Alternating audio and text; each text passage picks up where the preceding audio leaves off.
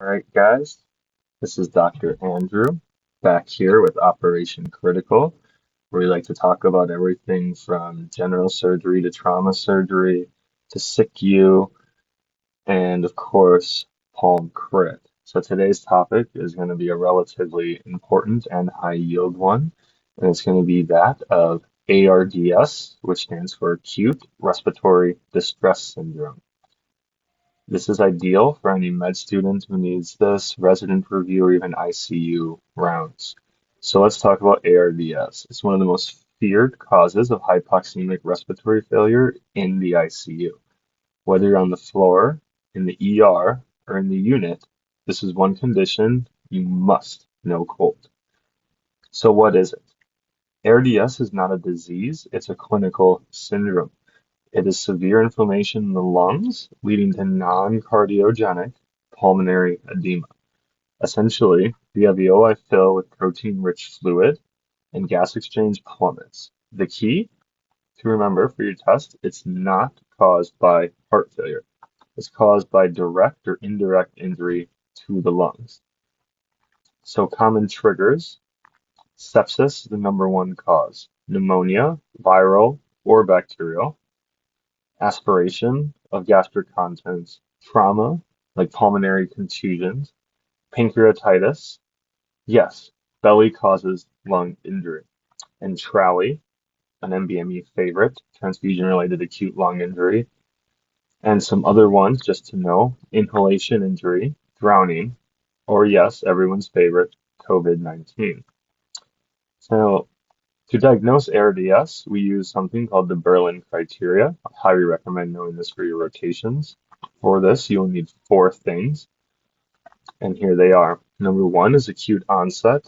It has to be within the week of a known insult, sorry. Within 1 week of a known insult.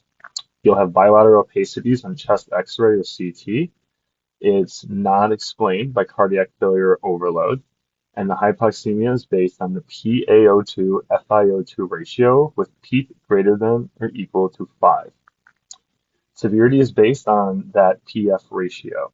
Mild, you have a PF ratio of 200 to 300. Moderate will be 100 to 200, and severe will be less than 100. So in the pathophysiology, the alveolar capillary barrier gets destroyed. Neutrophils flood in, cytokines explode, capillaries leak, surfactant is lost, lungs stiffened, compliance drops. So the result, this is important to know for pimping, shunt physiology. This is a form of shunt. Blood goes through the lungs without getting oxygen. The treatment is mostly supportive, but it has to be precise. This is a critical condition. Low tidal volume ventilation is key, and we'll set that to 4 to 8 milliliters per kg of ideal body weight. Yes, ideal body weight, not current body weight. Why do we do this? It prevents barotrauma and volume trauma. The higher PEEP to keep alveoli open, recruitment. Target SpO2 around 88 to 95% and PaO2 of 55 to 80.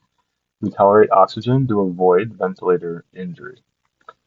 If the patient remains hypoxic despite conventional ventilation, try the prone position. This improves oxygenation by recruiting posterior lung fields. Consider a neuromuscular blockade in early severe ARDS. If still refractory, at all costs, ECMO, extracorporeal life support, can be life-saving in this condition as a last resort. Some do nots. Don't flood these patients with fluids. They're already waterlogged. Don't push tidal volumes over 6 ml per kg, even if CO2 is high. Permissive hypercapnia is okay. Ventilator lung protection is the priority. This is ARDS. We need to protect the lungs.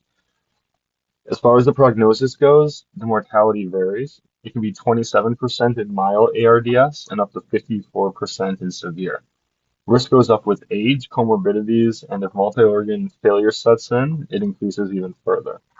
Another thing to know is recovery can take weeks, and many patients need rehab even after recovery. So let's recap.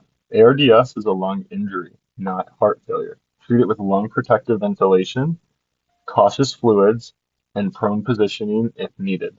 Thank you. Like, subscribe, and stay sharp, especially in the ICU.